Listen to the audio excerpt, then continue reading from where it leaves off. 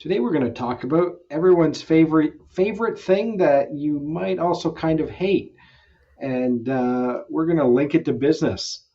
I am Brian Rump, And I'm Matt Garrity of Matt EG Digital. and this is the Kawartha Small Business Podcast. We have business conversations for the Kawartha commute, and that thing that we are going to talk about is French fries. And this episode is sponsored by Starting Point Digital Marketing. You know you need to have digital marketing to run your business, but you just don't have time to do it. You don't need to be frigging around with figuring out settings at 3 a.m. You can just hire Starting Point Digital Marketing for that. Starting Point Digital Marketing has intentionally simple marketing designed just for you. So check them out at startingpointdigitalmarketing.ca. All right, Matt, do you love French fries? I love French fries as much as I love freedom and freedom fries. All right, Freedom Fries. That's a good throwback reference that I have kept for 20 years, and people have no idea what I'm talking about every time I see fries. But yeah, French fries. What do they have to do with business? Why are we talking about this? I have no idea. I'm extremely interested to find out how you're going to tie this to business. I do love French fries, though. I think most people do. I often will go into a meal where intentionally will try not to eat French fries as a side, but then I get there and you see them or you smell them and you're like, why would I not get French fries? And you end up getting them.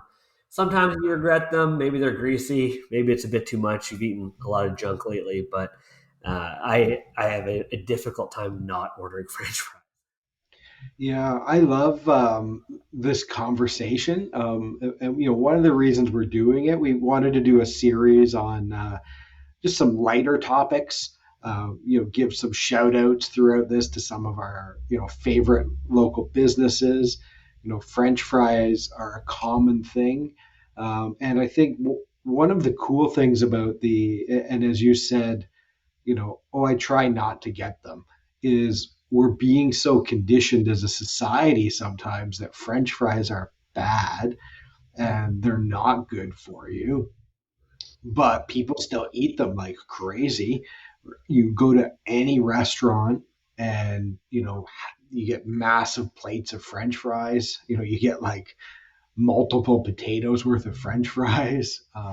So people love them. So that's like so one way to look at it is what people say versus what they do, and that's really important in business, right? So if people say, "Oh, I like to eat healthy," I don't like fat or carbs. Yet the most common thing on menus at probably every restaurant is French fries, right? So people actually order the French fries. It's like people who say, "Oh, I don't eat at McDonald's," but you drive by there and the drive-through's backed up to the street on a consistent basis. And it's like, well, I guess nobody, eats that junk anymore, but they actually do.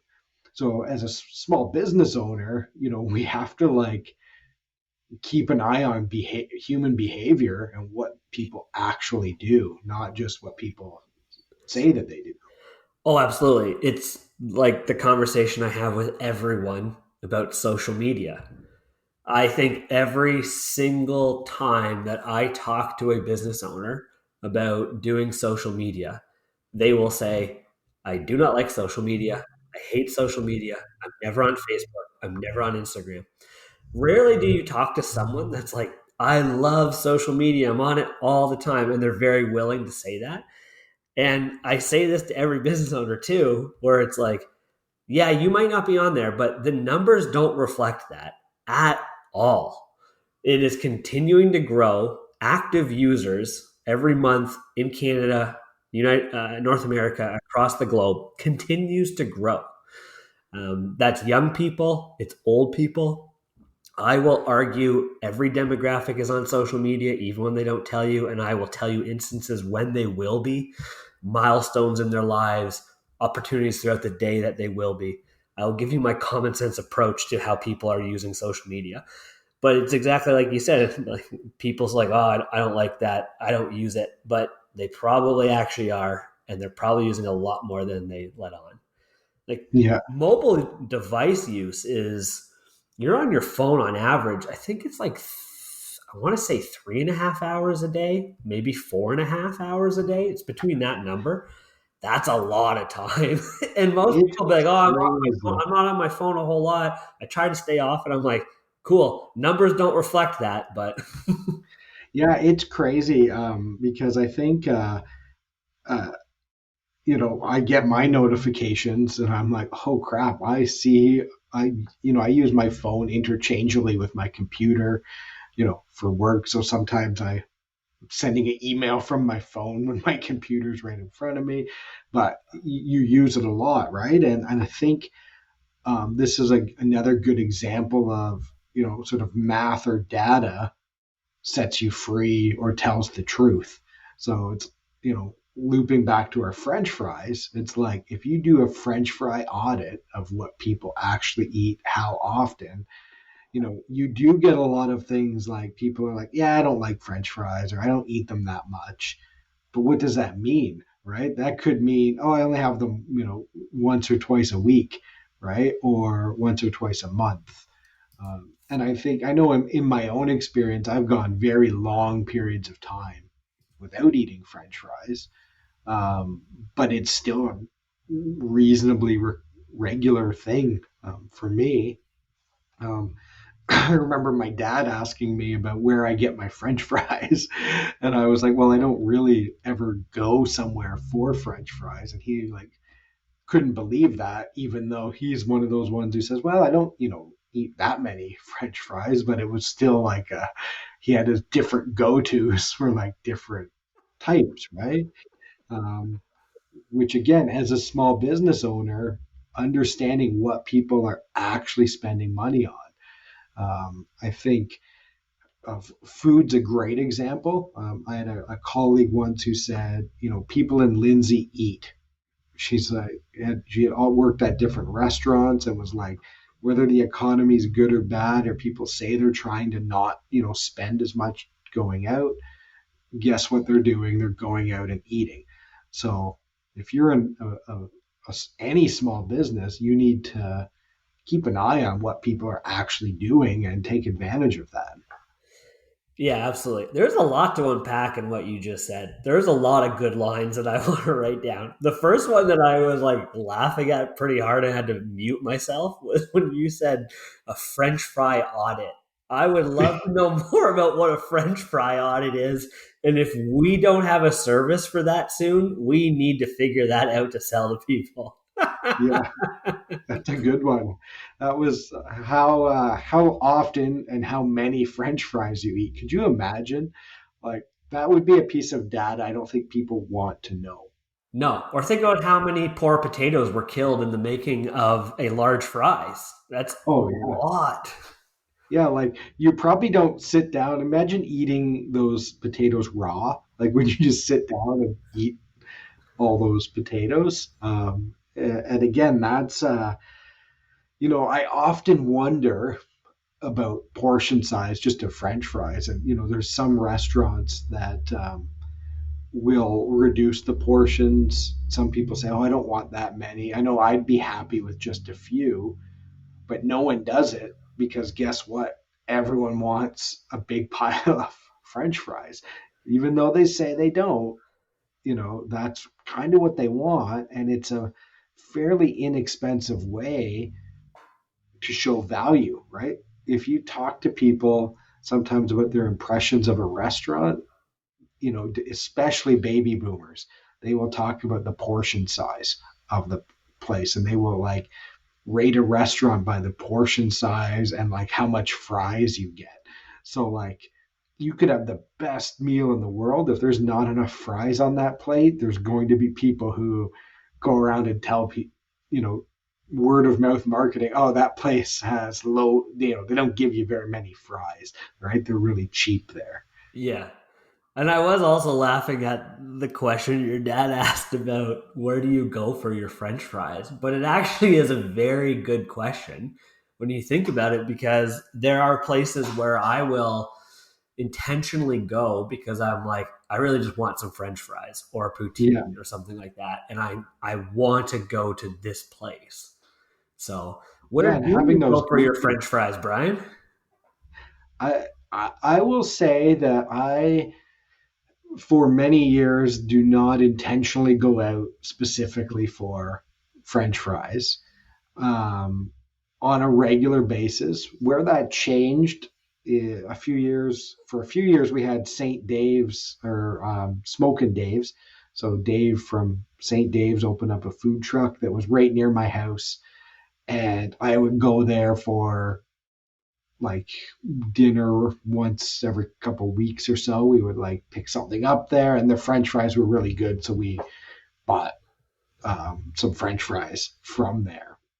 I think if I were to go seeking French fries, though, again, another awesome part about why this relates to business is just differentiation.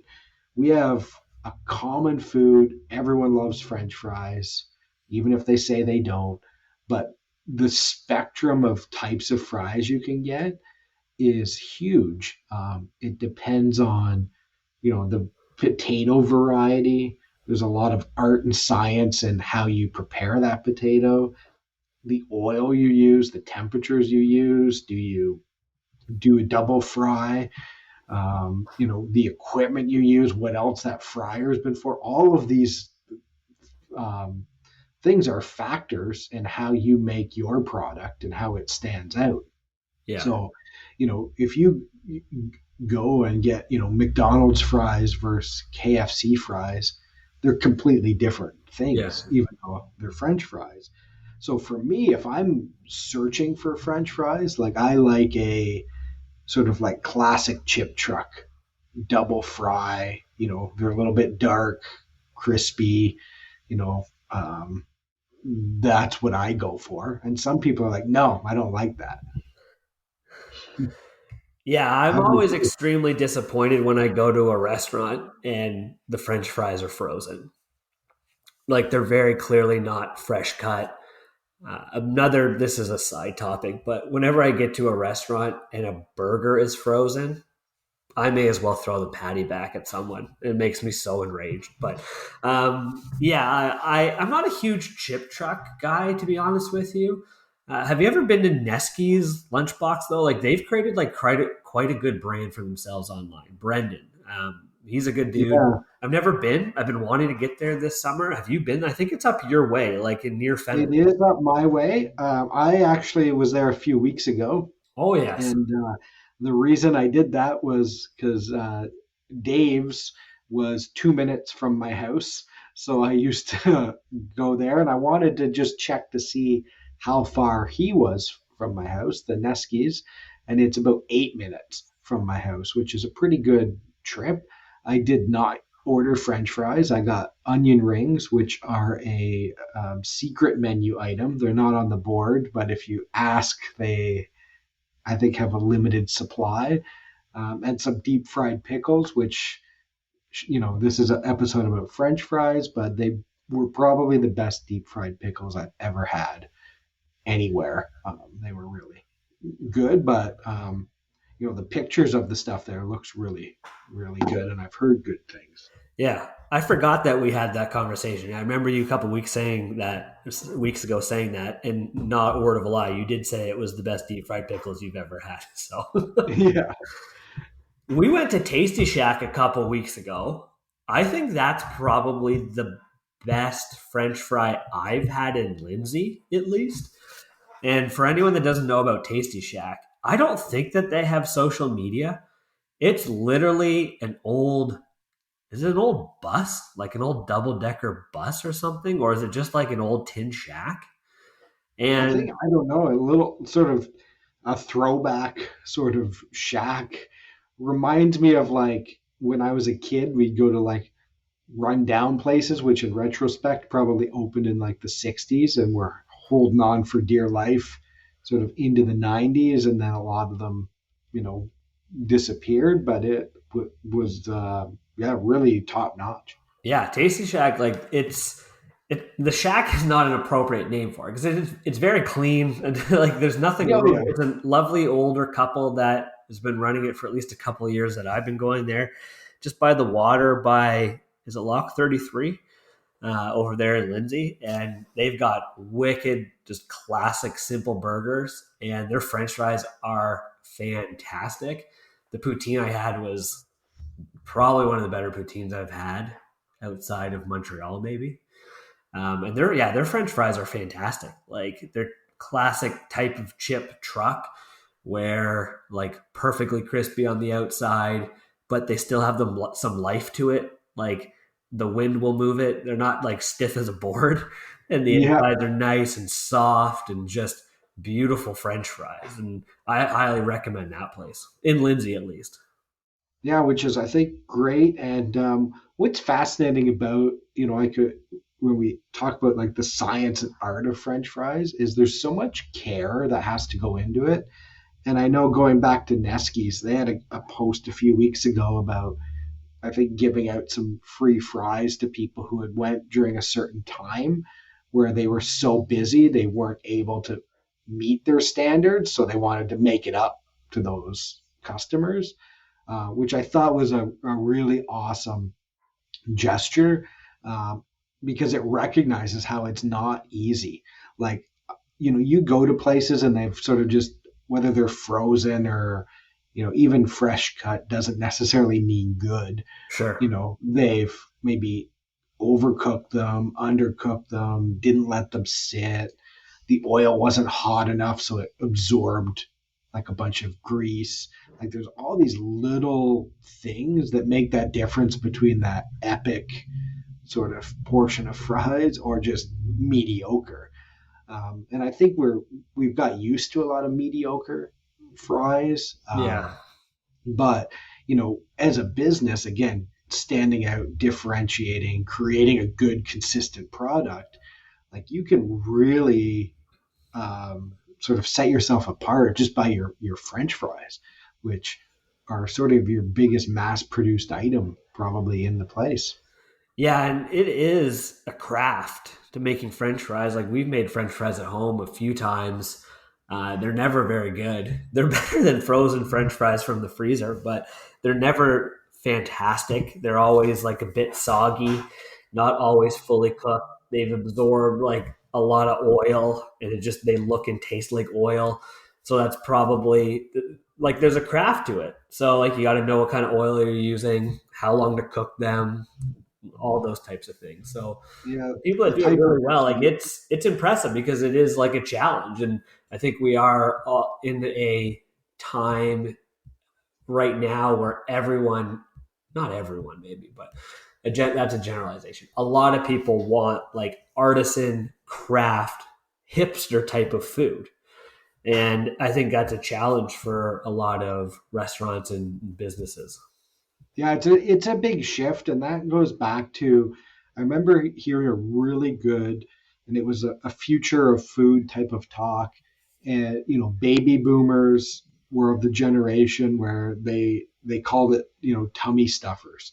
It was about cheap and full, right? I want it to be cheap and I want to get full, right? So give me that giant plate of fries. I want them to taste good, and then the millennials generation, which are hitting their 40s now, and have kids, they want good quality. They want to know where it's come from. They want it prepared with care.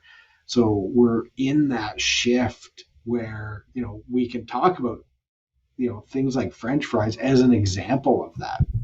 Um, you know, one of the things that does make a big difference is just the type of potato and the Mm. freshness of it.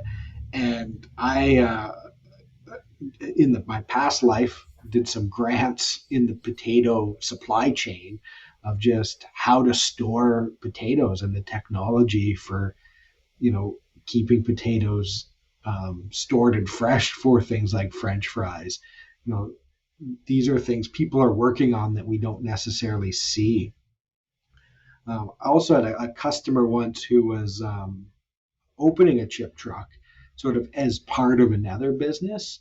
And they spent weeks driving around looking for the best places, sitting and watching them. And then, they went up and knocked on the door when they closed to like try to find out some of their secrets for, type of potato, type of oil, temperature, methods for storing, preparing, all of that stuff.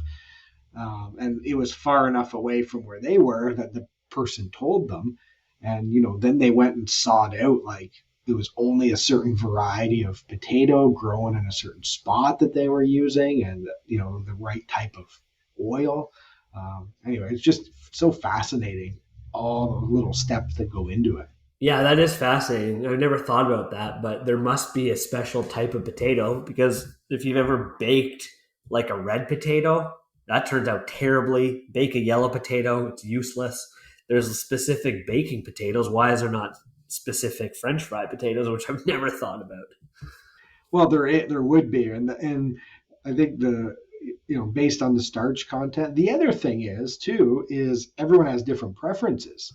So sometimes you want something that's a little bit different and stands out, and it might not be a type that you're going to eat every day, but it's really good that day. I'm going to shout out and throw back to the Olympia, which they used to always have steak cut fries, which I believe were probably frozen, but they were also amazing. They did them really well, and they really suited it.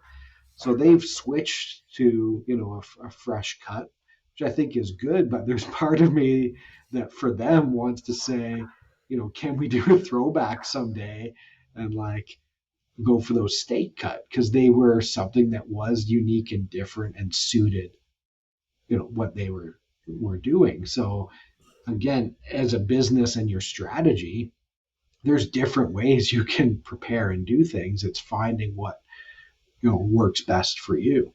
Yeah, absolutely. Have you been to the is it Apollo Grill or Diner in Peterborough? I think it's the Apollo Grill in Peterborough. That place is outstanding. Like outstanding burgers, and their fries are just as good. And they would be like they would be a destination where if your dad asked me, "Hey Matt, where do you go for your French fries?" I would say I would drive out to Peterborough to check out those Yeah. French fries. Like they're very good, like fresh cut. Clearly, they're not as chip trucky, if that makes sense. I find a lot of chip trucks like you're going to get a lot of crisp on them. They're not as crispy. They still have a lot of life to them, which I like, but still not soggy. And just like bursting with flavor on the inside, really soft, fantastic time. Yeah, that's awesome. Yeah, I know. And actually, shout out to Apollo. A few months ago, I guess they had some good posts up about just how well they've been doing during the pandemic with people supporting them. And that I would say is well earned because they, have a great product, doing really well. For that, becomes the destination for those French fries. Just before I forget, if anyone's interested in like the science of French fries, Malcolm Gladwell did a great podcast a few years ago as part of his revisionist history series, and he talks about how McDonald's broke his heart and really going through sort of the history of McDonald's changing the fat that they use because of public pressure and how that's affected the sort of quality and taste of French fries. Anyway, it led to me ordering from a butcher some beef tallow to be able to try to cook and do my own French fries, which turned out pretty good, but not necessarily amazing. But it just helps you give an insight in all the differences. Absolutely. McDonald's fries are good. You can't argue that they're not good. They're the thing that always concerns me is the just pure consistency of them. They taste the exact same every time. And they're so good, but when you think really hard about it, you're like, this doesn't make sense. This shouldn't taste like the 100 other times I've eaten these French fries. Yeah. And you may not know this, but it's because they're extruded.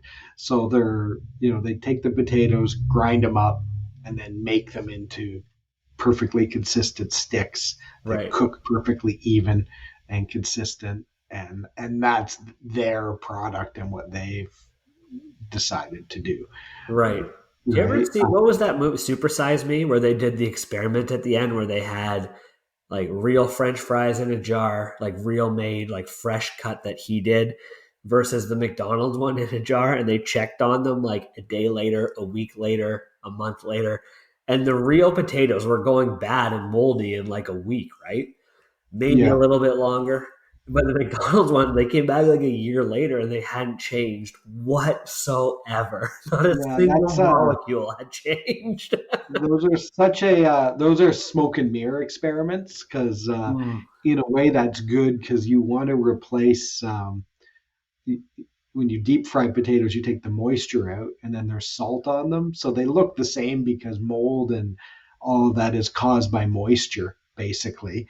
So when you have stuff that's salted without as much moisture in it, it's going to preserve, especially in an airtight jar right. where there can't be stuff in. But it is neat how again, those are very different and maybe you like that, maybe you don't. But again, it's a way to differentiate. So as a business, you want to know what it is you're doing. Now, the last thought I want to touch on quickly is a shout out to the what I refer to as the French fry wars in Bob Cajun of a few years ago, where different restaurants were trying to or would blocking chip trucks. And this is, I think, a very deep issue, which is maybe a whole other podcast, especially in Kawarthas, um, about why we don't have as many awesome food trucks and chip trucks. And there's a lot of rules and bylaws that prevent it. And the biggest resistance is usually from a restaurant owner who's like, well, I already sell French fries. They're going to be directly competing with me, and they're a seasonal business. I'm permanent. I pay property taxes. I should get preference. And my real argument back to that is people don't go to a chip truck for French fries.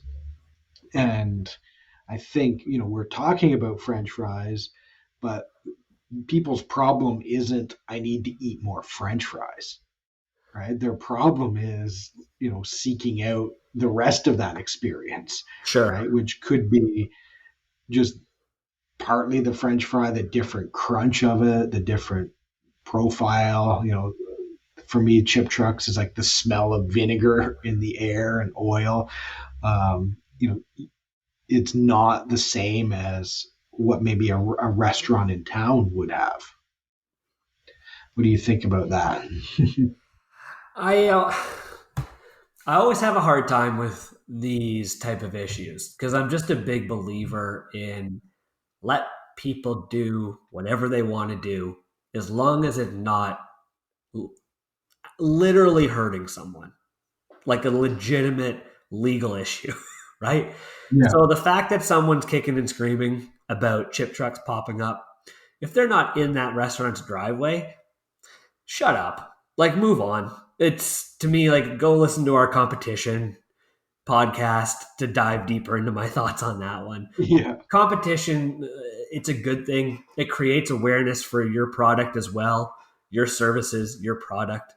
We're all in this together in a lot of cases as business owners. Like we're all just trying to make a buck. Some of us are doing it for different reasons.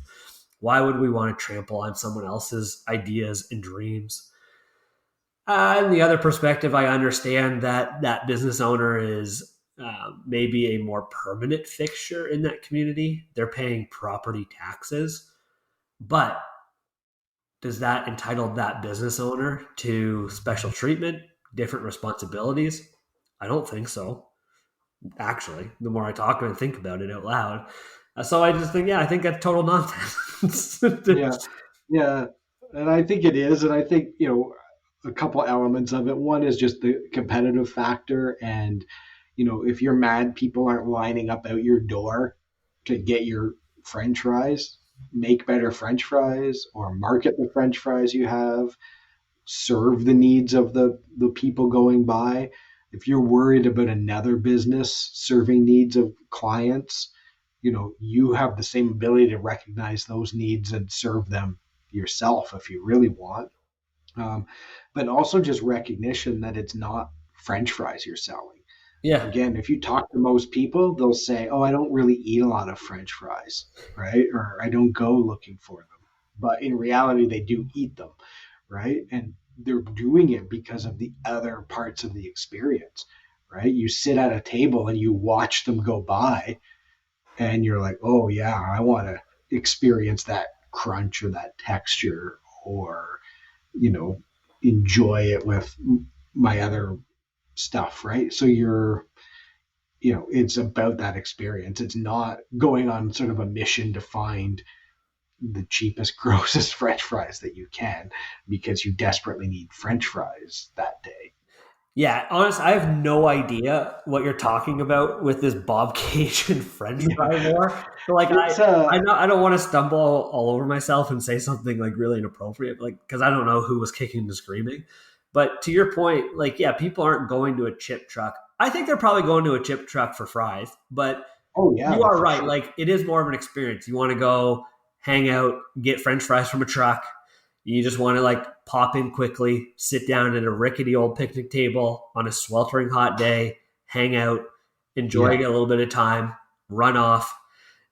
You're not going there to sit down, have like a long meal, look for like exemplary service, like a great waiter or waitress, have like great drinks or cocktails and this like world renowned outstanding meal that you would get at hopefully a restaurant in Bob Cajun, where they're very, very, very different things. Like if you're really worried about a chip truck interfering with your business, you really need to look at what you're doing internally with your own yeah, business. yeah. And I think you nailed it there. I'll just clarify. I don't remember the exact issue. It might not have been that big of a deal. I just remember a succession of like letters to the paper and just thinking how ridiculous it was because I think they were trying to go from like one chip truck to two when in the summer Bob Cajun could probably have several and no one would even notice. It would just bring more people there, or Yeah. it could be an advantage of like, hey, if you want like awesome fries from a chip truck, there's like eight of them in Bob Cajun, like go there, like you're gonna find someone there. And I say this, I grew up in Belleville where every park I think has chip truck, like they're everywhere. And there's a few different sort of brands that my dad talks about. And like, I've heard different people have conversations over which one they go to and more often, and I just think that's great, right? Like enjoy the French fries and seek out that great experience. Yeah, absolutely. Maybe to wrap this up, and my final thought is I'm going to insist that we do a follow up episode and we bring your dad on as a special guest to talk about it. Yeah, I don't even think my dad knows what a podcast is or what I do, but I think No one we knows could what you do, definitely do right? that. And I think what we've all learned today is we've managed to speak for over half an hour on French fries when our intention was, hey, let's do maybe a shorter, lighter episode. And I'm sure everyone is excited to get started on their French fry audit and really take a look at their own business and see how it relates to French fries. If you have a French fry business and you need some marketing for that, I would reach out to Starting Point Digital Marketing, sponsor of this episode. They'll get some intentionally simple digital marketing set up for you to hustle more of them fries. You want to talk to us about French fries or perhaps invite us to your establishment to have a taste test? Send us an email. Set it up at kawarthasmallbusinesspodcast.ca.